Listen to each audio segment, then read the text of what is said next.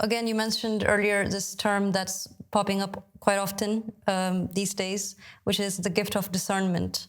And so Acts 2:4 is used a lot, where they say, well, the Holy Spirit was sent into all of them, therefore all Christians have that ability to speak on behalf of the Spirit. Who is all of them? Please allow us to understand, because according to the verse, it was, I believe, the disciples who were present in the room at the time. So we know that the Holy Spirit descended upon particular people.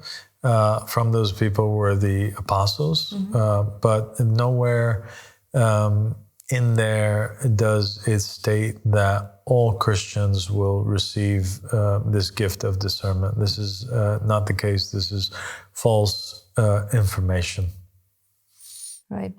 So this is a false interpretation of that verse that is being used now to... Yeah, I mean, and there's a proof of that. Like, it doesn't even need verses to prove whether or not they have the gift of discernment or not. I mean, a very clear proof and evidence that Christians do not have the Holy Spirit with them is slavery in the United States. This is the primary example of it. The Holy Spirit is a spirit from God. It doesn't change its stance and it doesn't change its mind. And so all of these churches that exist today, they existed in America during the time when they were enslaving black people. They were shipping over Africans from Africa. They were kidnapping them from their homes. They were raping them. They were murdering them. They were sending them out on the cotton fields and making them slave away like animals, worse than animals, actually.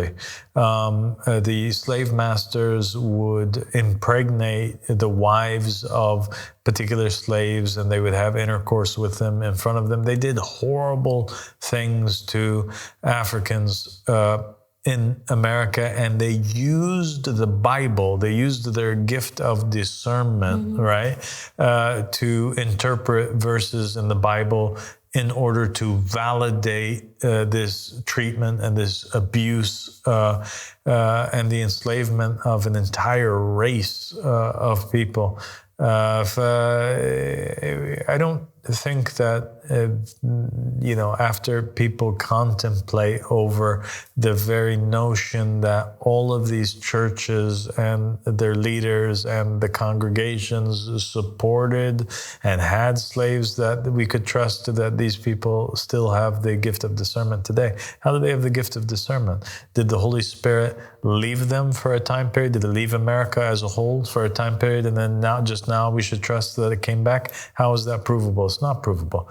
The Christians don't have it. They clearly don't have it. They've made incredible mistakes, and they're still making incredible mistakes. And this idea or this notion that you see a lot of the Christians singing today, where they say that, like, oh, Jesus came to me, Jesus spoke to me. Where are they drawing this from? They're drawing it from Paul, where he proclaims that all of a sudden he's walking down the road, or he's traveling down the road, and all of a sudden he's blinded, and then Jesus speaks to him and sends him forth as an apostle. Well, that's what happens now, is that you have every Christian out there proclaiming himself to be somebody who has the gift of discernment and somebody who is capable to, and they say, Jesus told me this, Jesus taught me that, and really Jesus taught them nothing. None of them have heard the word of Jesus. They're all making stuff up in their heads. They're going with their own whims, their own intuitions, and they're mistaking that for Jesus. And so they're fooling themselves, and they're fooling themselves based off of what they saw Paul doing, and they thought that, okay, well, if it happened with Paul, it could happen with us, and they start imagining things when really it's not the case. And the United States of America, it's supported by its citizens. Its citizens are the ones that elect the rulers and their congressmen and their representatives that in turn carry out crimes against humanity and lead wars and kill people and steal land and inflict, pain and suffering over populations. And so they, by proxy of electing and by proxy of funding these individuals and their policies, they become associates in the crimes, and they are guilty.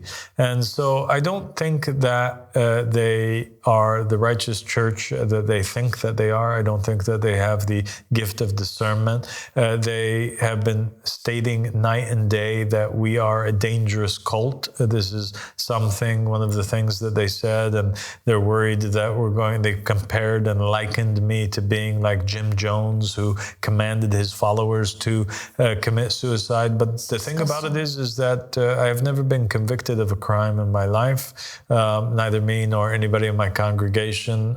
We are non-violent people. We don't believe in violence, and we've never harmed anybody. But they're the ones that harm people every single day. They're the ones that exercise violence against people every single day. They're the ones that bully people that are weaker than them. And they bully other denominations, other faiths, other religions, other minorities. They're the ones that enslave people and put them into concentration camps and cotton fields. And they do all kinds of disgraceful things to the people.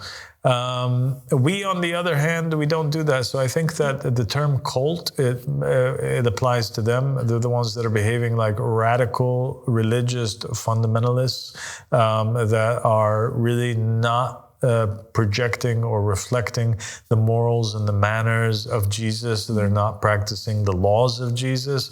They're doing everything that is anti-Jesus and anti-Christ. And for that reason, I said that the spirit of the Antichrist is upon them. That's the one that's discerning for them. That's the only spirit that's giving them information and mobilizing them to do things. They're a nation of selfishness. They don't care about anybody. Jesus said the other first. He would always put the other first and himself last.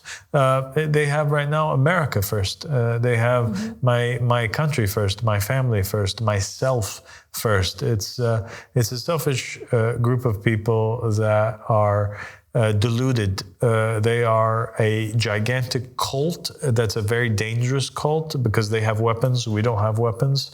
And they hurt people, actually. And I think that it's the cult of modern day Christianity. It's the largest cult in the world that has over 2 billion followers.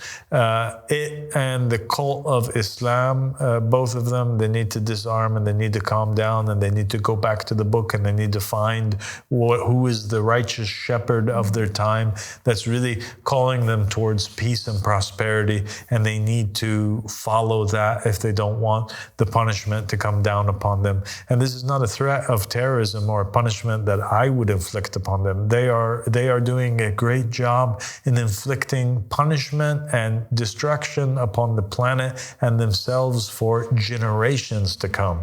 So the way that God's going to punish them, first and foremost, is through their own hands, really, by allowing them to self-annihilate each other. And so that's the thing. That is really quite heavy words, Abba Sadiq, but undeniable words at the same time. Makes a lot of sense. And I think a lot of people would agree with me. And definitely, Abba Sadiq, a lot of people are agreeing with you, and we're seeing that as well. In the responses that we're getting from outside, people are writing in and calling in and saying, we actually really side with what Abba Sadiq said there. They're resonating with what you've said about the system of America. We're seeing that a lot. So it's also known that Jim Jones is actually a Christian pastor. So in that sense, where is the gift of discernment and how can we find it there by their logic?